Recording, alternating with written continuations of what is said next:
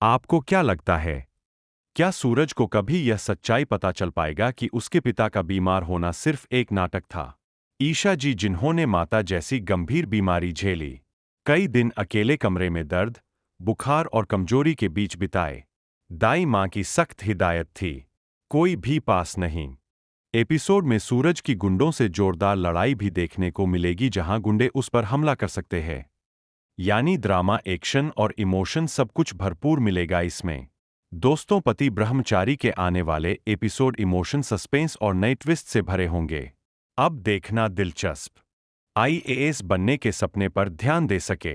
अब सबसे बड़ा सवाल यह है कि क्या सूरज को सच कभी पता चल पाएगा कि उसके पिता सच में बीमार नहीं है, बल्कि यह सब एक प्लान था, और क्या सच सामने आने पर सूरज का रिएक्शन कैसा होगा? इसी बीच आने वाले एक तरफ जहां ईशा को चिकन पॉक्स हो जाता है और ताई जी ने उसे एक अलग कमरे में बंद कर दिया है, वहीं दूसरी तरफ सबसे बड़ा ट्विस्ट आने वाला है सूरज के पिता को लेकर। बताया जा रहा है कि सूरज के पापा बीमार होने का नाटक कर रहे हैं, और वह भी ईशा के साथ मिलकर, और यह सिर्फ सूरज के लिए नहीं बल्कि पूरे घर के लिए एक नई शुरुआत है, या फिर यह कहानी अभी और इम्तिहान लेने वाली है। और दोस्तों, अगर आप भी चाहते हैं कि ईशा जी पूरी तरह ठीक होकर मजबूती के साथ वापस आए, आने वाले एपिसोड में सूरज पर गुंडों का हमला होने वाला, और यही सबसे बड़ा सवाल बन जाता है, क्या सूरज को ईशा जी का अपने सामने दिखना सच में हकीकत है, या फिर यह सब उसके टूटे हुए दिल का एक सपना है?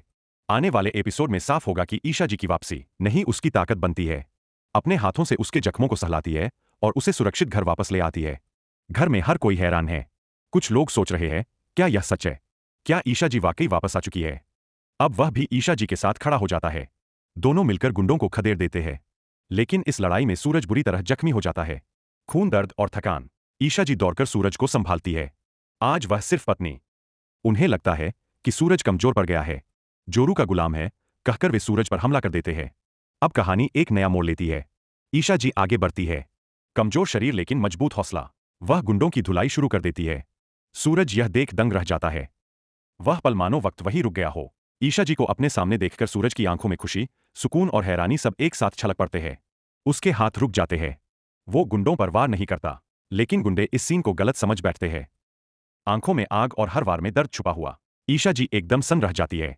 वह चिल्लाती है, सूरज बस करो, रुक जाओ। सूरज की सांसें थम जाती है।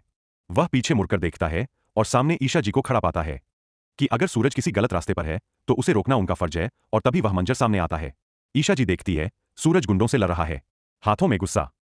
उधर बीमारी से उभर चुकी ईशा जी अब काफी हद तक ठीक हो चुकी होती है। कमजोरी अभी है, लेकिन दिल में एक ही ख्वाहिश, सूरज से मिलना है। दाई मां के मना करने के बावजूद ईशा जी घर से निकल पड़ती है। उन्हें नहीं पता सूरज कहाँ है, क्या कर रहा है। बस इतना पता है, बाबूजी को नुकसान पहुंचाने वाले गुंडों की खबर सामने आती है। सूरज का खून खौल उठता है। बाबूजी के कहने पर और अपने अंदर के गुस्से के सहारे वह उन गुंडों को सबक सिखाने निकल पड़ता है। उसे नहीं पता था कि आज की यह रात उसकी जिंदगी का सबसे बड़ा मोड़ बनने वाली है।